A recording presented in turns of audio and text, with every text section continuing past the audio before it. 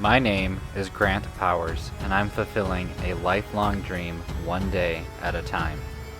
This series chronicles the build of an experimental RV-7 two-seat airplane in my garage. My love for aviation was instilled in me by my grandfather at an early age, and now I'm seeing my dream become reality. This is Project Life Goal. Welcome back, guys. This is episode 13 of season 1 for Project Life Goal. I started off working on the stiffeners for both of the elevators. The straight stock that I'm labeling up right now will make the stiffeners for both elevators. So what I'm doing is writing down the original part numbers that came off of the stock so that after I cut out each stiffener I still have that part number reference. I started off by only doing the straight through cuts, and I have not done any of the tapers yet for the stiffener. Reason for this is I wanted to lay out each stiffener on the elevator skins to be sure that I had them in the appropriate location before I started doing any modifications to these stiffeners. Some of them you do actually have to cut a little bit of extra length on, so those straight through cuts will not be the final length. So now what I'm doing is taking these unmodified individual stiffeners and fleecoing them to the skin. I just did it on the outside as I didn't need the reference to the inside. I just wanted to make sure I was using the correct stiffener in the correct location on each of the skins. Okay, well I think I have them in the correct orientation. Obviously them being on the outside of the skin here, it's a mirror image. But at least I know what to do with these notches. It was mainly this last one that was giving me the most concern, but I think we're on the right path now.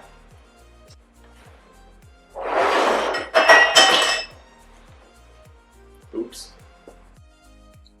So now that I have the correct locations for each of the stiffeners, I went ahead and made sure that they had the correct letter code on them, corresponding to where they belong on the skin. And this allowed me to verify the correct cutting procedure for those tapers given the pre-punch holes that Vans includes. Alright, so I've got all of these pieces marked off for at least the forward edge. Then I'll still need to mark off the trailing edge of them, but now it's starting to make a little bit more sense to me. And so for your benefit, obviously these are marked identically. And the reason for that, which I'm starting to see now, is once you place them into the elevator, they won't interfere with each other, which is something that they do mention. So it's starting to come together visually in my mind. Hopefully that makes sense to you viewers as well. The plans that Vans includes for the diagrams are actually very good. I'm just an extremely visual thinker, so occasionally I have a hard time following along with their written instructions. So I really have to spend a little bit of time with the real life pieces and visualize the procedures that they're asking me to accomplish. Alright, I've already marked the outside of all of these for the proper trimming detail, but to safely cut these I need to mark the inside now. So this was mainly to help me visualize it, but now I need to transfer these marks to the other side so I can safely cut these pieces. And this fat marker is just going to make that too difficult. So now that I've got all of the marks on these stiffeners so that I can safely cut them, I'm going to go ahead and take those over to the bandsaw. Here on the right elevator, these stiffeners have the least amount of modifications done to them, but you are working on the left and the right elevator stiffeners at the exact same time. Now what I did is I separated out my right and left, and I only put the cut marks for these tapers on the right elevator, and I just set those left elevator ones aside. We'll come back to those a little bit later and follow this exact same process. And what I really mean by exact same process is a similar process with some very key differences that you need to be careful about. But we'll get to those when we get to the left elevator. After having completed all of the tapers, both on the forward and the aft side of each of the stiffeners, go ahead and remove all of the bluing and transfer my labels that was originally on that blue vinyl onto the actual part itself. I've been sticking all of my part labeling on the surface that mates with the skin or mates with another part so that it's hidden after the fact. The Sharpie markers that I'm using will actually show through that primer just enough that you can clearly read them. But I don't want those part numbers and orientation marks, visible once I do final assembly. So now it's just a whole lot of deburring. For the record, I love this tool. The burrs on the inside of these stiffeners were just a bit too much for this Scotch-Brite wheel that I have. It's just a 1-inch Scotch-Brite wheel. Mostly just polishes off filing marks.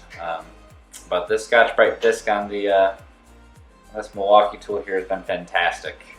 Really been enjoying using it. It works great for the inside angles. Obviously, it's not as nice to use as the bench grinder because you're holding two pieces manually in your hand, whereas the bench grinder you can put both hands onto the piece you're working on. But with how light this is, and it doesn't really grab anywhere near like a bench grinder would, or even the Scotch-Brite wheel in the drill press, you can really manipulate it into some tight areas. So if you like doing things the easy way, which I do, this is the tool to have. And as I said in a previous video, I don't have a huge air compressor, so running a pneumatic version would just destroy the little compressor that I have. The only complaint I really have against the Milwaukee right angle die grinder is that it does go through the batteries pretty quick. If you're familiar with the M12 system, I have some of the 3 amp hour 12 volt batteries, and they actually hit an overheat threshold if you're really using the die grinder aggressively. So that 4 amp hour battery or bigger is really a necessity for this tool. Yeah. Enjoying this a lot more than the drill press. Plus it's cordless. I don't like cords.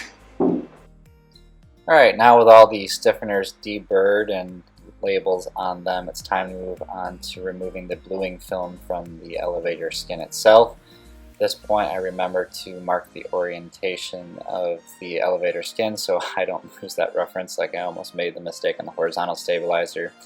The good news is that the two elevators are not identical, so it'd be pretty hard to get them mixed up, but make it easier on yourself and just go ahead and mark that orientation so you always have that mark with you.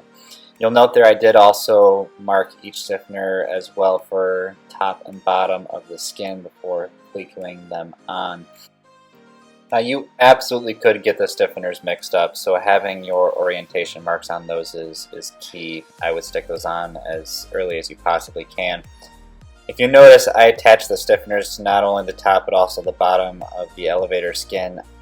In the future I would not do that, and in fact I did not do that when I went to do the other elevator. Having those clecos inside there just kind of gets in the way.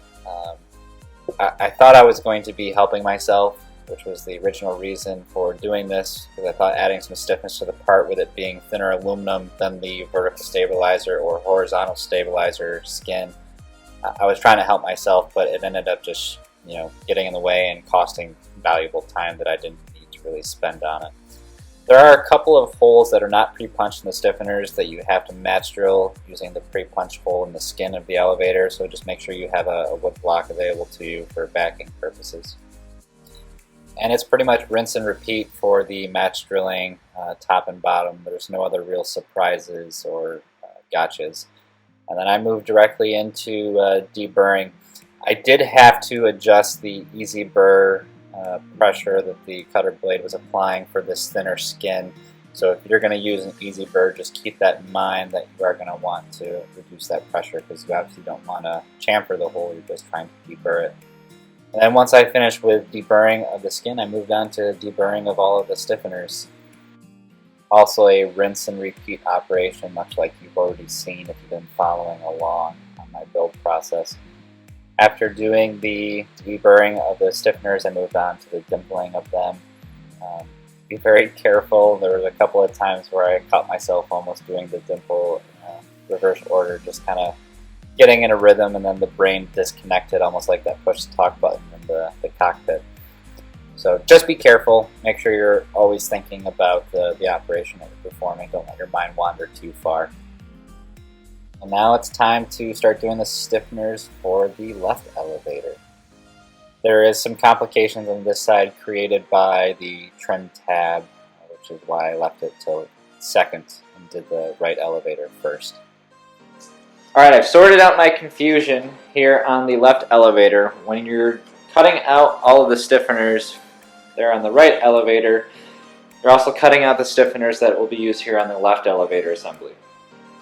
Now, the stiffeners D, E, and F, you modify these three here to be J, K, and L on the left elevator assembly. So all I did was basically the straight cuts of those stiffeners, and then I didn't do anything else because there's a specific call out of a dimension, and I just needed to visualize it here on the assembly itself, and that's what I've gone and done here. Just 2 quick peek goes on each part, make sure I've got them in the right space, and then I can mark them up now for exactly what cuts I'm going to make. These ones here, the H stiffeners, they go in front of the trim tab, which is why they don't have that long taper.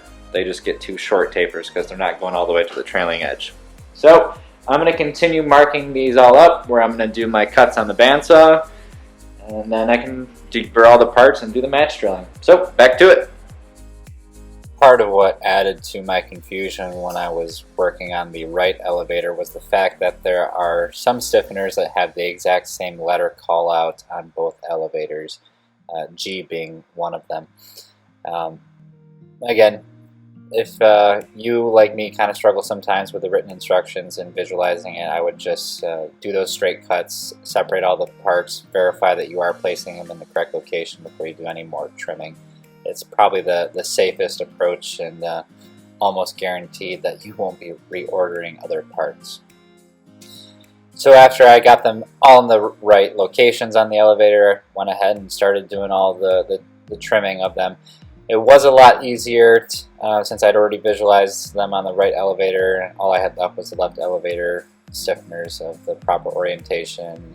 I better understood Vance's pre-punching hole style for indicating those taper cuts. So it went much more smoothly the second time around for sure. And again, this is my very first time building an airplane and my first Vans aircraft obviously as well. So it's definitely a steep learning curve for me, but we're getting through it. Very much the same operation. Mark the actual part, since I had only previously marked on the blue film, and then start the deburring of all of the edges. Nothing different to really discuss here on the left elevator, so I'm just going to fast forward through a lot of this. The one thing I will point out though, if you notice there's a tube in the background there, that's invisible hands.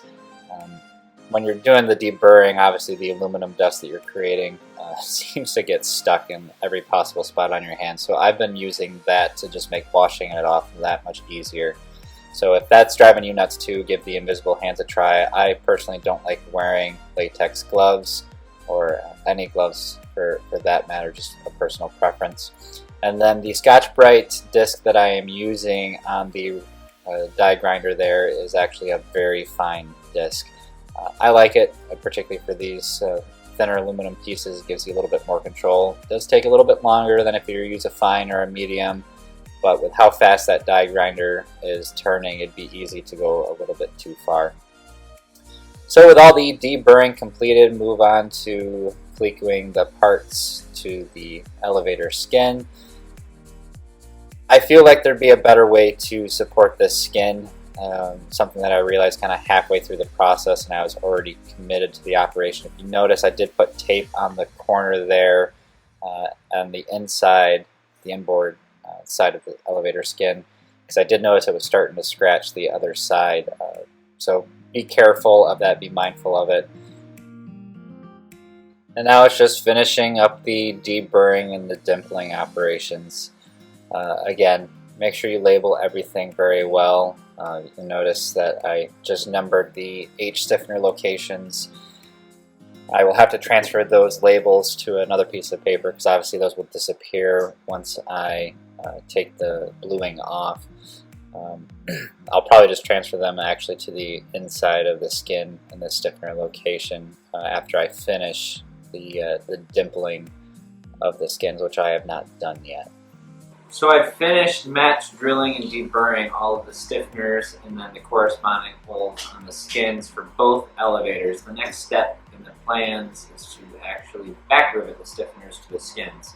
So I need to get prepared to do some dimpling and some priming. So what I'm going to go ahead and do is go ahead and mark off all of my labels for where these stiffeners belong on the skins so that I don't take those off when I scuff up the surface in preparation for priming and go ahead and dimple as well. So I've just been putting painter's tape over my orientation marks to protect them as I do the other operations of dimpling and then also scuffing the parts up in preparation for prime. What I end up doing afterwards, and so far it seems to be working well, I do this off camera though, is I mark down a piece of paper what part I'm working on, take that tape off, scuff up that area, and then just put the mark right back on. Takes a little bit of time, but it pretty much guarantees that I don't make a mistake. If I've got multiple orientation marks, I do them one at a time. That painter's tape just makes it so that I can deburr the rest of the part fairly quickly without having to worry about removing that orientation mark. And now I've pulled the vertical stabilizer back out. Some of you may be wondering what's going on here. Well, I now have a rivet gun. So I decided to take a break from working on the elevators and start working on riveting the skin to the vertical stabilizer skeleton. Kind of been difficult and a little bit painful to see the parts just sitting in the corner waiting to be riveted, but finally the rivet gun is here. So I do a quick Cleco operation to get the skin on there. Then I will remove the rear spar assembly from the skeleton so that I can have access to start doing the riveting along that front spar. So I just set the first rivet on the vertical stabilizer, and I can honestly say, despite all of the riveting that I did in that sportier workshop and some of the practicing I did with the kit that Vans includes and some scrap parts, that was still the most nerve-wracking rivet that I have set yet to date.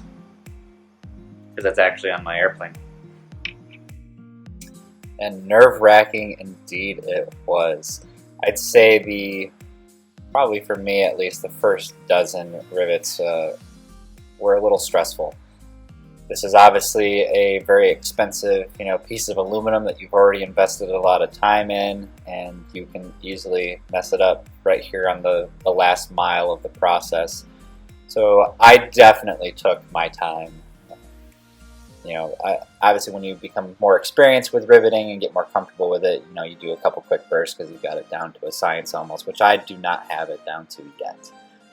So the right side of the vertical stabilizer did end up actually taking me a lot longer than the left side of the stabilizer did, almost double the time. It's certainly not perfect. I could do a better job, and I know I'll be able to do a better job as I get more time on the rivet gun, and you can see a little bit of distortion around each rivet, and that'll just come with practice. Thankfully, I'm not building a show airplane. I am building a airplane that will fly, and it's not going to be polished, it'll be painted, so a lot of those aesthetic items that aren't quite perfect will be hidden in the end aircraft. But this was an extremely fun process using the rivet gun. With the squeezer, your mind just kind of disconnects because it's very set and forget, at least for that pneumatic squeezer. But with the rivet gun, you're very engaged, and so I really did enjoy this process. It's sad that it takes so much, preparation time to get to this point. I think I would love if I could just, keep riveting with the rivet gun and never stop. But alas, you have to work for that enjoyment, right? So I don't know if you noticed, but I saved this rivet to the very last. It was a little hard to get at when I had the clecos in these other holes, so I went ahead and did everything back and then just came back and did this one. And also critical to doing that was having this low profile flat set. As you can see, it's a good 1/8 of an inch thinner than a standard. So here I'm finishing up the bottom edge on the right side of the vertical stabilizer using the squeezer. At my experience level, the results with the squeezer come out much better than with the rivet gun. So I'm looking forward to gaining more experience with that rivet gun and the quality of my work improving as time goes on. And then you repeat the same process on the left side. I kind of wish that I had a cradle or a form of some type for the vertical stabilizer. I think that would have made riveting a little bit easier. It was just kind of something that popped into my mind halfway through the process after I started here on the left side of the vertical stabilizer. So I think if you haven't started yet, it probably would be a good idea. Make a cradle or a form of some type to just help hold the vertical stabilizer for you. I think the horizontal orientation is probably the easiest to rivet in because it gives you easy access to both sides, and obviously these parts can get tall if you stand them up vertically.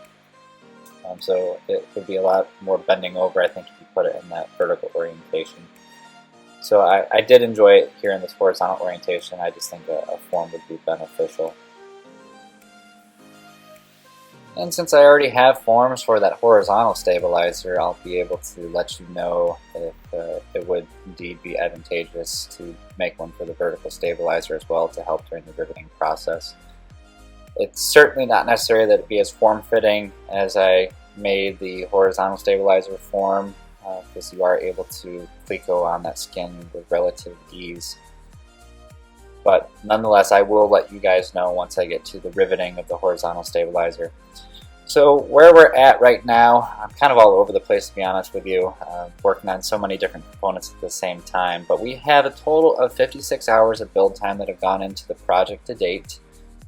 65 hours once you add in inventory and organization cleaning related items that goes into the project, and then another 25 hours of video editing added on to it. Very much enjoying this process. So glad to start seeing real pieces of an airplane come together in their final form. I have not enclosed the vertical stabilizer yet. I plan on getting a EAA technical counselor to review the piece before I rivet on that rear spar assembly, just in case they see something that I'm missing.